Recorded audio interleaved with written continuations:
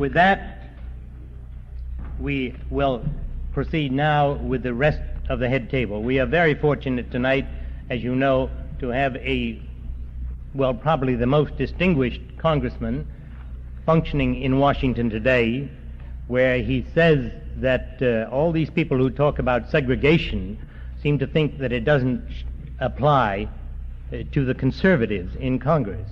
But he never felt more segregated in his life than since he went to Washington. And we are delighted to have John Rarick with us. He gave us an excellent talk this afternoon. I don't know whether he wants to say a word or two tonight. John?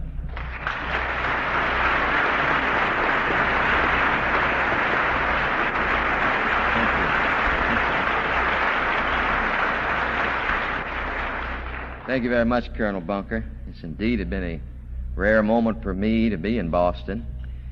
And, you know, many times those of us who are alone on the firing line need our batteries charged up. And I can say that this has been one of the most enthusiastic rallies of pro-American people I've seen in many a day. I think you have the right man here this evening to honor.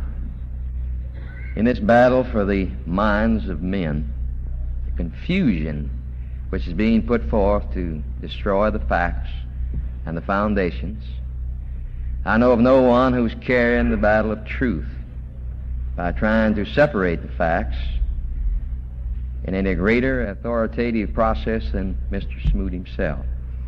I read Mr. Smoot. I read him when I was a judge.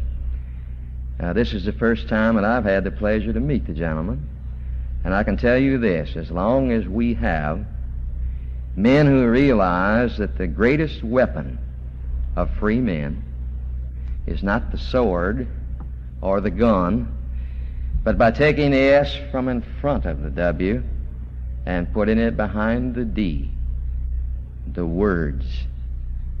Words will tell us the truth, and the truth will keep us free.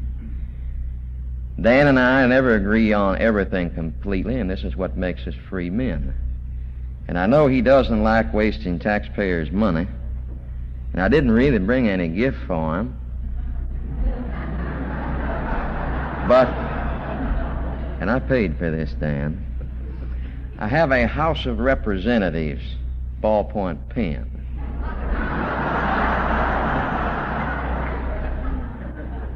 And I paid for this, and I have my name on it.